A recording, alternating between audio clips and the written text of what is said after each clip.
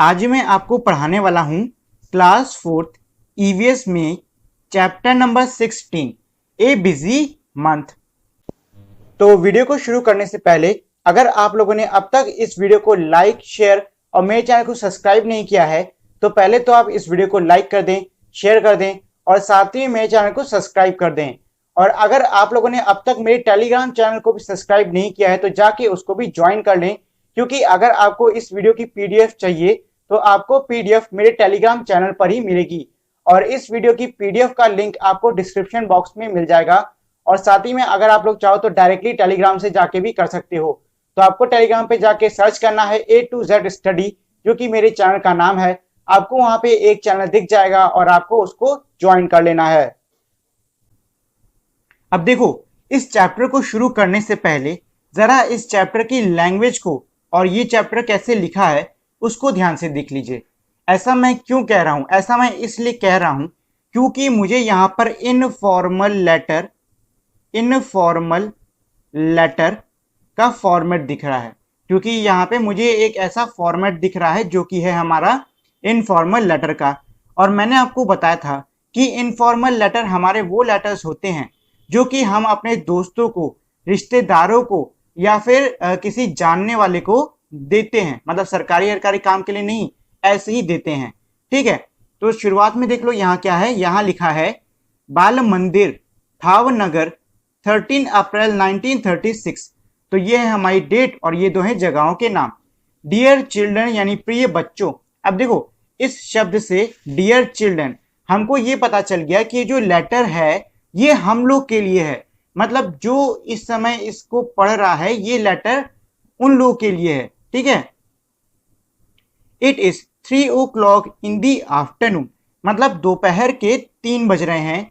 There are no clouds in the sky, और आसमान में कोई भी बादल नहीं है। The sun is burning hot, जो सूरज है वो गर्मी से जल रहा है। The sparrow, doves and sunbirds have started working in pair as they prepare to make their nest, मतलब ये है कि जो स्पैरोज हैं, ये जो डव्स हैं, ये है डव चिड़िया, ये आपके सामने दिख रही है डव। और स्पैरो हम छोटी वाली जो गौरैया क्या होती है उसको कहते हैं। और ये जो सनबर्ड्स हैं इन्होंने जोड़ों में, मतलब दो दो के जोड़ों में मिलके काम करना शुरू कर दिया है ताकि वो अपना नेस्ट यानी कि घोंसला बना सके। Some of the birds have already made their nest, इनमें से कुछ चिड़ियाओं ने अपना घोंसला बना लिया है। इन सम ऑफ द नेस्ट, इनमें से कुछ घोंसलों में द एग्स हैव हैच्ड, जो अंडे हैं वो फूट चुके हैं। The parents birds are busy feeding the chicks, और जो पेरेंट यानी कि जो इसके माँ बाप चिड़िया हैं, मतलब जो पेरेंट हैं यानी कि जो माता पिता चिड़िया हैं, वो अपने चिक्स यानी अपने छोटे छोटे बच्चों को खाना खिलाने में, मतलब फीडिंग में बिजी हैं। With different kinds of insects and other things, और वो अपने चिक्स यानी अपने बच्चों को क्या खिला रहे हैं? अलग अलग प्रकार के कीड़े और अलग अलग चीजें। In our courtyard also, मतलब हमारे कोर्ट यार्ड यानी कि आंगन में, there is a baby dove, वहां पे एक बेबी डव है। तो ये है हमारी डव की इमेज और इसके बेबी साइज को हम कहते हैं baby dove. There is another egg in the nest, उसी मतलब जिस घोंसले में ये बेबी डव बैठा है उसी घोंसले में एक और अंडा है। But it has not hatched yet, लेकिन वो अंडा अभी फूटा नहीं है। On the way to Gopal भाई's हाउस, यानी कि गोपाल भाई के घर जाने के रास्ते में, there are many stones along the roadside, सड़क के किनारे बहुत सारे पत्थर रखे हुए हैं। In the space between the stones, यानी इन पत्थरों के बीच में जो खाली जगह है उसमें, an Indian robin has lead it eggs, एक इंडियन रॉबिन चिड़िया ने अपने अंडे दिए हैं। और ये है हमारी इंडियन रॉबिन, ये जो आप चित्र देख रहे हो ये है इंडियन रॉबिन का।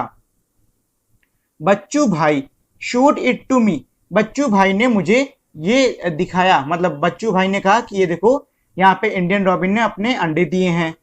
I looked through the binoculars, मैंने बाइनोकुलर्स यानी कि दूरबीन की मदद से देखा। I saw that the nest was made of grass. मैंने ये देखा कि जो घोंसला है वो घास का बना है।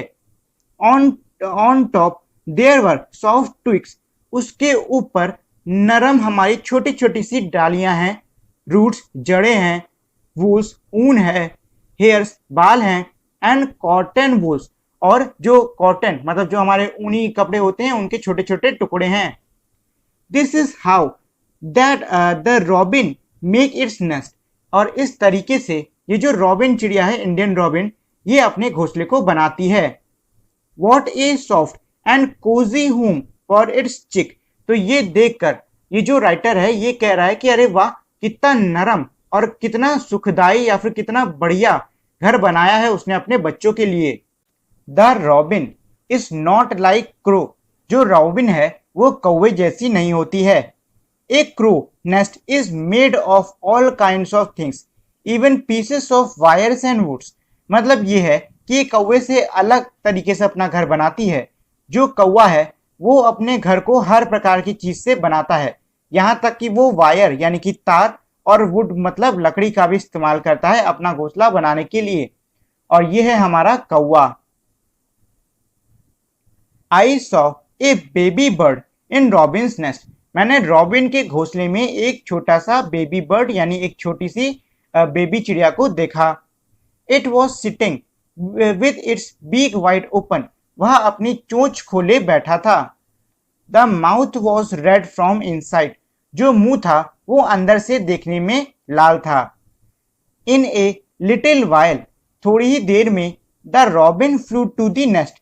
रॉबिन अपने घोंसले तक उड़ के आई। And put something in the chicks open beak, और उसने जो चिक यानी जो चूजा था उसके खुली हुई चोंच में कुछ रख दिया। May be a few small insect, हो सकता है कि वो कोई छोटे छोटे कीड़े हों। By then it was evening, तब तक शाम हो चुकी थी। The robin settled down with its chick. Robin वहीं पर अपने बच्चों के साथ में मतलब अपने चूजों के साथ में वहीं रुक गया। कोयल, और यह है कोयल की image. You know that koel sing sweetly. क्या मतलब यह है कि आप जानते हो जो कोयल है वो बहुत ही मधुर गाती है। Do you know that this bird does not make its own nest. मतलब यह है कि क्या आप ये जानते हो कि ये चिड़िया अपना खुद का घोंसला नहीं बनाती। It lays it egg in the crow's nest. वह अपने अंडे कौवे के घोंसले में देती है। The crow hatched them along with its own eggs. और जो कौवा है वो उन अंडों को अपने अंडों के साथ में ही हैच मतलब कि फूटने देता है। देखो, इसमें फूटने देता का या फिर हैच का मतलब ये नहीं है कि अंडा फूटी या नहीं। अंडा ऐसे फूटेगा कि इसमें से बच्चा निकलेगा, ठीक है, उसको हम हैचिंग कहते हैं। नहीं तो ऐसे तो बस ब्रेकिंग हो गया ना कि आप अंडे को तोड़ ही रहे हो। यहाँ पे अंडे तोड़ने की बात नहीं, अंडे में से बच्चे निकलने की बात हो रही है। There is a small tree nearby. यानी कि करीब में ही एक छोटा सा पेड़ है। It has a nest hanging from its branches. मतलब यह है कि उसकी टहनियों से या फिर उसकी डालियों से एक घोंसला लटक रहा है। Birds are so wonderfully different. चिड़ियाएं कितने अद्भुत रूप से अलग अलग होती हैं। The crow build its nest high up on a tree. कौवा अपने घोंसले को पेड़ के ऊपर बनाता है। The dove make its nest among the thorn of cactus plant और ए मेहंदी हैच। और जो डव होती है वो अपने घोंसले को कैक्टस के कांटों के बीच में बनाती है या फिर मेहंदी पर। The sparrow can be found in around our own house. और जो स्पैरो है मतलब ये जो छोटी सी गौरैया होती है, इसको हम कहीं पर भी अपने घर के आसपास ढूंढ सकते हैं। इट मेक्स इट्स नेस्ट, वह अपना घोंसला बनाती है। एनीवेयर, कहीं पर भी। On top of A cupboard, cupboard के ऊपर। बिहाइंड ए मिरर, शीशे के पीछे। ऑन ए लेज, लेज एक तरीके से समझ लो जो पटरे हम लोग दीवार पे नहीं लगाते हैं उसको आप लेज समझ लो। Pigeons also made their nest like this. जो कबूतर होते हैं वो भी अपने घोंसले को ऐसे ही बनाते हैं। Often they made nest in old और डेजर्टेड बिल्डिंग्स। अक्सर वो अपने घोंसले को पुरानी और छोड़ी हुई बिल्डिंग्स के अंदर बनाते हैं। द बार्बेट, और coppersmith bird can be heard in the summer with its tuk tuk tuk calls. और जो कॉपरस्मिथ या फिर जो बारबेट चिड़िया होती है उसको हम गर्मी के मौसम में टुक टुक टुक करते हुए सुन सकते हैं। It makes its nest in a hole. वह एक होल यानी कि गड्ढे में अपना घोंसला बनाती है। इन ए ट्री ट्रंक, जो कि पेड़ के तने में होता है। And the tailor bird used its sharp beak to stitch together two leaves on a bush. और जो हमारी टेलर बर्ड होती है वो अपनी चोंचदार चोंच का इस्तेमाल करके दो पत्तियों को आपस में सी देती है। ये आप देख रहे हो, इस तरीके से इसने सिल दिया है। It less it's egg in the fold of the leaf that it has made, this is its nest. और वो अपने अंडे को, ये जो फोल्ड है मतलब ये जो आपको खुली हुई जगह मिल रही है, खुली हुई जगह दिख रही है पत्तियों के बीच में, इसमें मतलब अब बनाती है और इसी के अंदर अपने अंडे को देती है और यही होता है इसका घोंसला। The sunbird makes a nest that Hanks from the branch of small tree और बुशेस। और जो सनबर्ड होती है वो अपने घोंसले को ऐसे बनाती है कि वो छोटे छोटे पेड़ों से और छोटी छोटी झाड़ियों से लटकता रहे। द सेम इवनिंग, मतलब उसी शाम, वी सॉ सनबर्ड्स नेस्ट, हमने एक सनबर्ड के घोंसले को देखा। Can you guess what its nest is made of? क्या आप अंदाजा लगा सकते हो कि उसका घोंसला किस चीज का बना था? द नेस्ट हैज हेयर्स, उस घोंसले में बाल थे, ग्रास, घास थी, थिन ट्विग्स, पतली पतली सी डंडियां थी, ड्राई लीव्स, सूखी पत्तियां थी, कॉटन वूल्स, ऊनी टुकड़े थे, bit of tree barks, tree की यानी जो पेड़ होता है उसकी छाल के टुकड़े थे, पीसेस ऑफ क्लोथ रैग, और फटे हुए कपड़ों के छोटे छोटे टुकड़े थे, एंड इवन स्पाइडर कॉबवेब, और यहाँ तक कि मकड़ी का जाला भी था। When I looked through binoculars, जब मैंने दूरबीन से देखा, I could see a chick in the nest, मैं उस घोंसले में एक छोटी सी चिड़िया को देख पा रहा था। It was sitting near the small opening in the nest, वो घोंसले में छोटे से जो ओपनिंग है मतलब छोटा सा दरवाजा है उसके करीब बैठी हुई थी। It was waiting for its mother to bring some food, वह अपनी माँ का इंतजार कर रही थी कि वो कुछ फूड यानी कि खाना लेकर आए। What else can it do, और आखिरकार वो इसके अलावा और कुछ कर भी नहीं सकती। Just eat and sleep, वो सिर्फ खा सकती है और सो सकती है। All the birds are so busy these days, मतलब सारी ही चिड़ियाँ इन दिनों बहुत व्यस्त हैं। Making a nest and laying the eggs is only the first step, और घोंसला बनाना और अंडा देना ये तो सिर्फ पहला ही कदम है।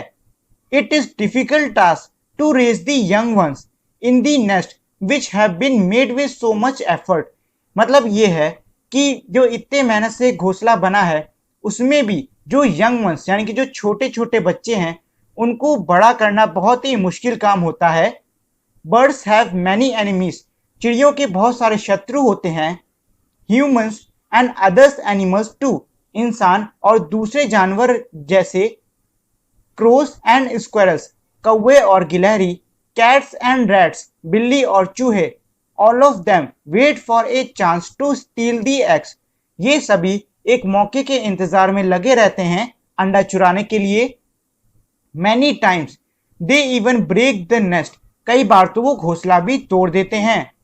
To keep oneself safe from danger, अपने मतलब किसी एक को या फिर खुद को खतरे से दूर रखने के लिए।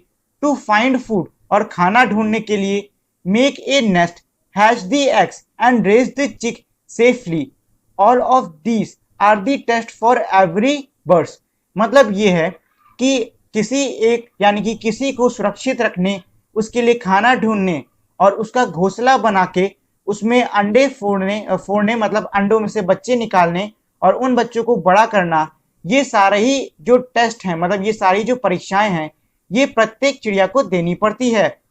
And see how the bird still sings with Joy and spread their wings and fly freely, लेकिन उसके बाद भी देखिए कि इतना सब होने के बाद भी जो चिड़िया है वो खुशी से गाती है और अपने पंखों को फैला के आजादी के साथ में उड़ती है। So that is all for now. तो आज के लिए या फिर अभी के लिए इतना बहुत है। सलमान सलाम, लिखने वाले ने लिखा है सलाम, मतलब बाय बाय होता है ये। ब्लेसिंग फ्रॉम योर गिज्जू भाई, मतलब कि तुम्हारे गिज्जू भाई की तरफ से तुमको दुआएं। How many years ago did Gijubhai write this letter, मतलब यह है कि कितने साल पहले गिज्जू भाई ने इस पत्र को लिखा था। तो गिज्जू भाई ने इस पत्र को लिखा था 13 अप्रैल 1936 को। ठीक है, तो हम 36 को दिमाग में रख के अब आज इस बार कौन सा साल चल रहा है, अभी चल रहा है 2021। तो 2021 में से 1936 को माइनस कर दीजिए, आंसर आएगा 85।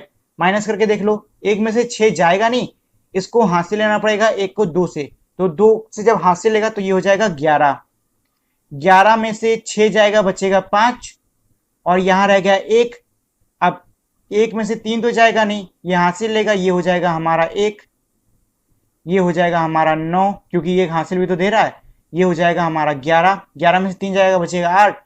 9 से 9 चला गया, 1 से 1 चला गया, बचा हमारा 85। तो आंसर आया हमारा 85 years. Find out how old your grandfather and grandmother were that time, मतलब ये है कि 85 साल पहले आपके जो दादा दादी या फिर जो नाना नानी हैं वो कितने, मतलब उनकी कितनी उम्र होगी। This letter talk about many birds, how many of these bird have you seen, मतलब ये है कि जो लेटर है ऊपर ये हमारी कई सारी चिड़ियाओं के बारे में बात कर रहा है। आपने कौन कौन सी चिड़िया या फिर कितनी सारी चिड़िया देखी है। How many other birds have you scene, और आपने इनके अलावा कौन कौन सी चिड़ियाएं देखी हैं। विच वन, उनके नाम यहाँ पे लिखो। Have you ever seen a bird's nest, क्या आपने कभी कोई चिड़िया का घोंसला देखा है। Where did you see it, आपने उसको कहां पर देखा है। तो जहां पर भी आपने चिड़िया का घोंसला देखा हो वो यहां पे लिख दो। Which is your favourite bird, मतलब आपकी मनपसंद चिड़िया कौन सी है।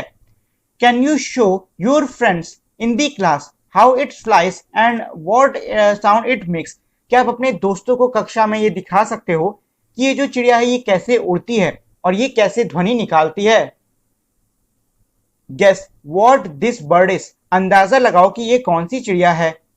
एक crown on the head and एक कॉइन ऑन दी टेल, मतलब सिर के ऊपर एक मुकुट है और पूंछ पे है सिक्का। So many shades of blue, अलग अलग ब्लू के शेड हैं। फ्रॉम टॉप टू टेल, ऊपर से लेकर पूंछ तक। Clue, it is our national bird, ये हमारी नेशनल बर्ड है, और ये बर्ड है हमारी पीकॉक, ये है हमारी पीकॉक, ठीक है, यानी मोर। Do you know of any other bird that makes its nest in the tree trunk like barbet does, मतलब ये है कि क्या आप ऐसी किसी चिड़िया के बारे में जानते हो जो कि बार्बेट की तरह अपने घोंसले को पेड़ के तने के अंदर बनाती है। तो इसका आंसर है वुड पैकर, और यह है उसका चित्र। If there is a nest inside or around your house, मतलब ये है कि अगर आपके घर के अंदर या फिर घर के आसपास कहीं पे कोई घोंसला है, लुक केयरफुली एट इट, उसको ध्यान से जाकर देखिए। रिमेंबर, ध्यान रखिएगा, do not go to near the nest, उस घोंसले के ज्यादा करीब मत जाइएगा। And do not touch it, और उसे छुइएगा मत। इफ यू डू, अगर आप ऐसा करते हो, then the bird will not come to the nest again, तो जो चिड़िया है वो घोंसले पर वापस नहीं आएगी। Observe the nest for some days, जो आपका जो भी आपने घोंसला आपके घर के आसपास आपको मिला है उसको कुछ दिन तक ऑब्जर्व करिए, मतलब उसको आप कुछ दिन तक देखिए। And note down the following things, और उसके बाद आपको नीचे कुछ क्वेश्चन दिए हैं, उनके हिसाब से आंसर उसमें लिखने होंगे। जैसे कि where is the nest made, यानी कि वो जो घोंसला आपके घर के आसपास है वो कहां पर बना है। What is the nest made of, और वो जो घोंसला है वो किस चीज का बना है। Is the nest ready or are the bird still making it, जो घोंसला है क्या वो तैयार है या फिर चिड़ियाएं उसको अभी तैयार कर रही हैं। Can you recognise which bird has made the nest, और क्या आप इस चीज की पहचान कर सकते हो कि वो घोंसला किस चिड़िया द्वारा बनाया गया है।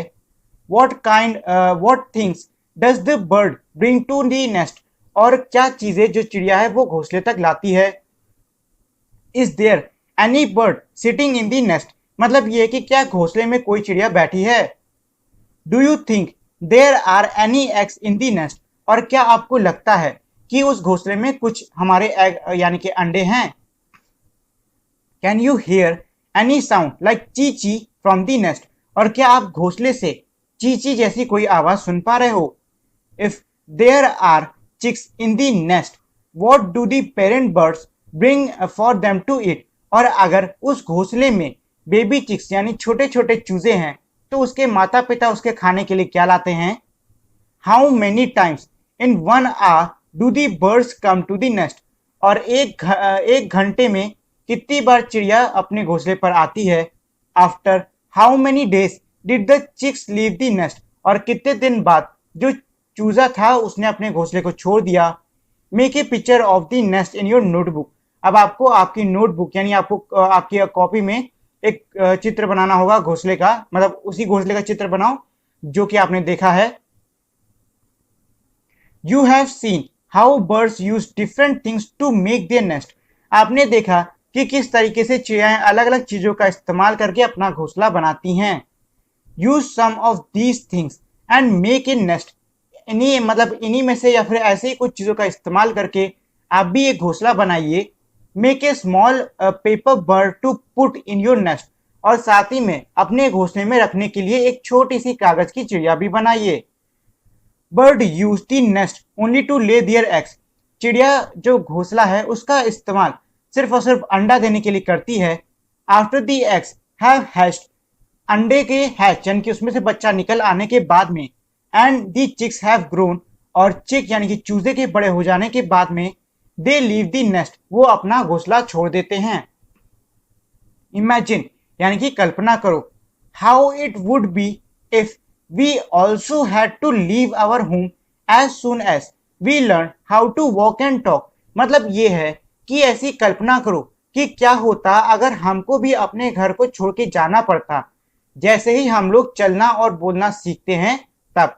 After they leave their nest, मतलब अपना घोंसला छोड़ के जाने के बाद में different kind of birds live at different places, अलग अलग प्रकार की चिड़िया अलग अलग जगहों पे जाके रहती हैं। ऑन दी ट्रीज, पेड़ों पर, some near or on the water, और कुछ पानी के करीब या फिर पानी पर, and some on the land, और कुछ जमीन पर रहने जाती हैं। Other animals also have different places where they live on land, under the ground, in water, on trees, मतलब ये है कि चिड़ियों की तरह ऐसे कई सारे और हमारे जानवर होते हैं जो कि अलग अलग जगहों पर रहते हैं, जैसे कि पानी पर, जमीन पर, पानी के अंदर या फिर पेड़ पर। Let us have some fun, make 3 groups in the class, यानी आपको कक्षा में 3 बच्चों का समूह बनाना है। Each child must draw a picture of an animal and colour it, और हर बच्चे को एक पिक्चर बनानी होगी जानवर की और उसको कलर करना होगा। They should then cut each picture out, और उसके बाद उन्हें जो सारी पिक्चर हैं उनको काट लेना है, मतलब काट के निकाल लेना है। Children in one group will take the cut out of the picture of animals that live on the land, मतलब एक समूह के बच्चे सिर्फ उन्हीं चित्र को बना के काटेंगे, मतलब उन्हीं जानवरों के चित्र को बना के काटेंगे जो कि जमीन पर रहते हैं। They should then draw soil, grass and some trees on a chart paper, और उसके बाद उन बच्चों को एक चार्ट पेपर पे मिट्टी, घास और कुछ पेड़ों को बना लेना है। Stick the pictures of the land animals at the correct place और ऑन द चार्ट, और उसके बाद आपको जो आपने जानवरों की काटी है पिक्चर जो कि जमीन पे रहते हैं उनकी पिक्चर को आप इस चार्ट पे सही जगह पर चिपका दो। मतलब ये है कि ऐसा जानवर जो कि जमीन के अंदर रहता है तो उसको जमीन के अंदर बना के चिपका दो, कोई जानवर पेड़ पे रह रहा है तो उसको वहां पे चिपका दो अलग अलग जगह। The second group will take the cut outs of the picture of animal that live in water, और जो दूसरा ग्रुप है वो उन जानवरों की तस्वीर को काटेगा जो कि पानी पे रहते हैं। They should then colour a chart paper blue to show water, और उसके बाद उन्हें चार्ट पेपर को पूरा ब्लू कलर कर देना है जो कि पानी को दर्शाएगा। Then also draw water plant, stones etcetera, और उसके बाद में जो पेड़ों के जो पानी के पौधे होते हैं उसको बनाइए और जो पत्थर होते हैं उसको भी बना दीजिए। They should then stick the picture of the animals that live in water on the chart। और उसके बाद उन्हें उन जानवरों की पिक्चर को चार्ट पे चिपका देना है जो कि पानी के अंदर रहते हैं। The third group will take the cutouts of the picture of animals that live on the tree। और जो तीसरा ग्रुप है वो उन जानवरों की पिक्चर को काट लेगा जो कि पेड़ पर रहते हैं। One child in the group will draw a big tree on a chart paper and color it। और अब आपके ग्रुप में यानी आपके समूह में एक बच्चा चार्ट पेपर पे एक बड़ा सा पेड़ बना के उसको कलर कर देगा। Then all the children in the group must stick their cutouts on the picture on the chart paper of their group। और इसके बाद में सभी बच्चों को जो भी उनका कटआउट है मतलब जो भी उन्हें पिक्चर बना के काटी है उसको अपने अपने चार्ट पेपर पे चिपका देना है। Put up all the 3 chart in your class and discuss about them।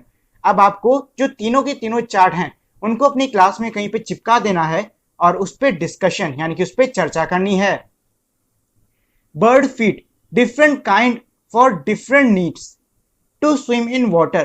मतलब ये है कि वो चिड़िया जो कि पानी में तैरती हैं उनके जो पैर हैं वो ऐसे होते हैं पैडल जैसे, ठीक है। और ऐसी हमारी कौन सी चिड़िया होती है, ऐसी होती है हमारी डक और हमारी स्वान, उनके ऐसे ही पैर होते हैं।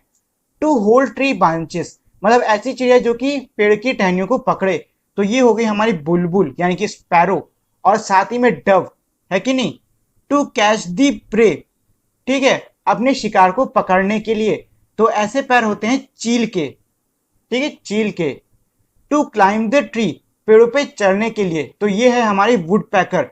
वुड पैकर हमारे पेड़ों पे चढ़ने के लिए ऐसी पंजों का इस्तेमाल करती है। To walk on the land जमीन पे चलने के लिए, तो जमीन पे चलने के लिए जो ऑस्ट्रिच है उसके पैर भी ऐसे ही होते हैं। मतलब इसमें यह दिखा रहा है कि अलग अलग पक्षियों के कैसे अलग अलग पैर होते हैं उनके काम के हिसाब से। Bird beak according to the food यानी कि खाने के हिसाब से चिड़ियों की चोंच। To tear and eat meat, अब ये आप देख रहे हो ये हमारी क्या है, ये चील है कि नहीं है, और चील मांस वास खाती है तो उसकी चोंच ऐसे होती है ताकि वो आराम से जो मीट है उसको नोच के खा सके। To make holes in wood and tree tongue, और इस चिड़िया की आप देख रहे हो चोंच ऐसी है और ये चिड़िया है वुड पैकर और इसका काम होता है पेड़ों में छेद करना, इसलिए इसकी चोंच ऐसी है। टू सक नेक्टर फ्रॉम दी फ्लावर, मतलब जो फूल हैं उनमें से नेक्टर चूसना, तो ऐसी जो चिड़िया जो कि फूलों में से उनका नेक्टर चूसती हैं मतलब उसका रस चूसती हैं, उनकी ऐसी होती है चोंच। और ऐसी चिड़िया जैसे कि हमारी हमिंग बर्ड हो गई।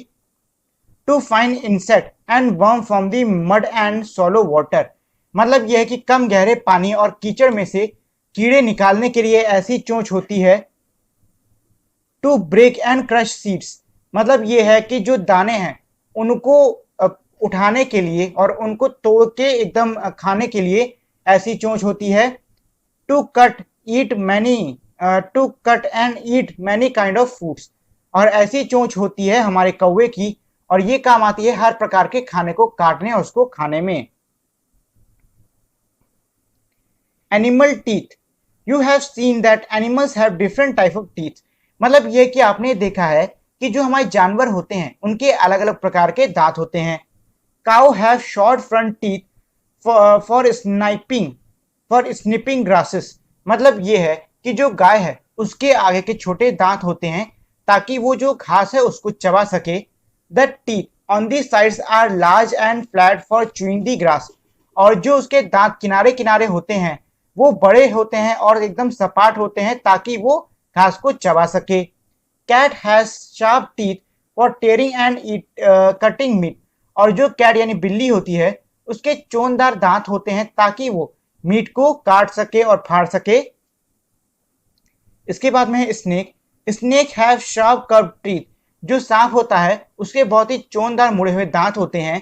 But they do not chew their prey, लेकिन वो अपने शिकार को चबाते नहीं है। Snake always swallow their food whole, और सांप हमेशा अपने खाने को एक बार में निगल जाता है। तो देखो ये जो दो दांत आपको सांप के दिख रहे हैं ये अटैक करने के लिए होते हैं, हमला करने के लिए, खाने के लिए नहीं, क्योंकि सांप के दांत में जहर होता है तो अगर वो चबा के खाएगा तो शिकार के सहारे जो जहर है वो सांप के बॉडी में भी चला जाएगा। Squirrels front teeth keep going throughout their life. मतलब ये जो गिलहरी है, इसके जो सामने के दांत होते हैं वो उसके पूरे जीवन भर बढ़ते रहते हैं। They have to keep gnawing on things to keep their teeth from going too long. और उन्हें लगातार कई चीजों पे नौ यानी कि चबाते रहना या फिर कुतरते रहना पड़ता है ताकि जो उनके दांत हैं वो बहुत ज्यादा ना बढ़ जाएं। Find out about your own teeth and right. मतलब अपने खुद के दांत के बारे में पता करो और नीचे लिखो। योर एज, अब इसमें पूछ रहे हैं आपकी क्या एज है, तो आपकी जो भी एज है उसको यहाँ पे लिख दो। How many teeth do you have, आपके कितने दांत हैं, तो आपके जितने भी दांत हैं उनको गिन के यहाँ पे लिख दो।